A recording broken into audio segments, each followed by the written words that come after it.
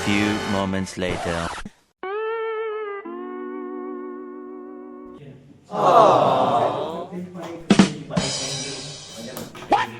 अरे विश्वजित काय झालं? अरे यार भाऊ कार्यकारण भाऊ वाचतो पण मला काही समजेलच गेलं यार. सांगशील का? अरे मित्रा जमतं मला हे, तुला सांग का मी? सांग ना मग जरा. सांग बरं हे कार्यकारण भाव म्हणजे काय?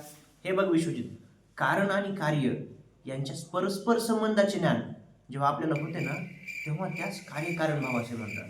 अच्छा, हा, हे कार्यकारण भाव ठीक आहे, पण हे कार्य आणि कारण हे काय असतंय? हे बघ विश्वजित, मी तुला समजून सांगतो. कारण कारण म्हणजे काय? कारण म्हणजे कार्यनियत प्रवृत्ती कारण म्हणजे कार्य उत्पत्तीच्या पूर्वी जे नियमाने उपस्थित असतं ते कारण. हे कार्य म्हणजे काय असतंय? हे बघ, कार्य म्हणजे काय माहितीये का?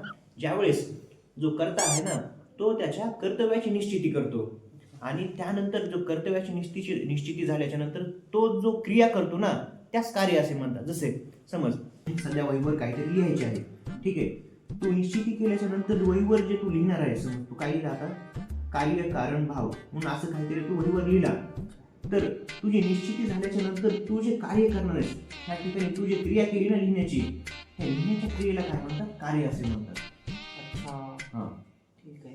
विश्वजित समजलं तुला आता? हो आकाश, मला समजलं, पण याच्याबद्दल तू आणखी काय सांगू शकतोस का? हे स्पष्ट करण्यासाठी दर्शनकारांनी 2 सिद्धांत सांगितले आहेत. हे बघ विश्वा, मी सांगतो. ह्या संबंधी दर्शनकारांनी 2 सिद्धांत दिलेले आहेत. त्यांना कार्यकारण सिद्धांत म्हणतात. त्याच्यामध्ये पहिला सत्कार्यवाद आणि दुसरा असत्कार्यवाद. सत्कार्यवादमध्ये आपण काय सांगू शकतो की कारणामध्ये कार्याची उपस्थिती असते त्यावेळेस सत्कार्यवाद, आणि ज्यावेळेस कारणामध्ये कार्याची उपस्थिती नसते त्यावेळेस असत्कार्यवाद. झालं एवढंच. प्रसाद, हे सर्व ठीक आहे, मला समजलं आहे, पण मला जर उदाहरण सांगितलं असतंस तर मला आणखीन खूप छान समजलं असतं. विश्वजित, सत्कार्यवादामध्ये काय सांगितलं होतं की कारणामध्ये कार्याची उपस्थिती आहे, परंतु ते अव्यक्त स्वरूपात आहे. म्हणजे कसं? उदाहरणाद्वारे बघ, जे दूध आहे ना, ज्यावेळेस दुधामध्ये आपण विरजण टाकतो त्यावेळेस त्यापासून दही निर्माण होतं, आणि ज्यावेळेस दह्याला घुसळले जाते त्यावेळेस त्यामधून ताकाची निर्मिती होते व ताकापासून लोणी निर्माण होतं.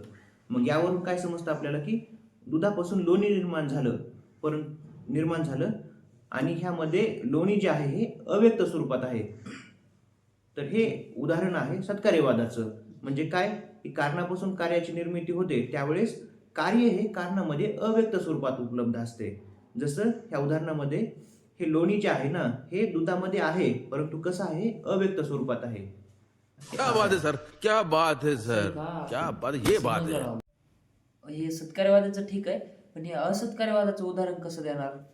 ते मी तुला समजून सांगतो. असत्कार्यवादामध्ये कसं असतं की कार्य हे कारणामध्ये आधी उपलब्ध नसतं, त्याची नव्याने निर्मिती होती. उदाहरण, मातीपासून घट तयार करणे. घट हा अगोदरच तयार झालेला नसतो, तो तयार करावा लागतो. म्हणजेच कार्याची उत्पत्ती कारणापासून करावी लागते. दुसरं उदाहरण बघ, जसं की कापूस आणि कापड. कापूस ज्यावेळेस झाला असतो त्यावेळेस कापडाची निर्मिती झालेली नसती, ती करावं लागते. हे 2 उदाहरण म्हणजे सत्कार्यवादाचे आहेत. अच्छा, ठीक आहे, मला दोन्ही पण उदाहरणं खूप छान समजले बरं. अशा प्रकारे कार्यकारण भाव हा मला खूप चांगल्या प्रकारे समजला. थँक्यू. जय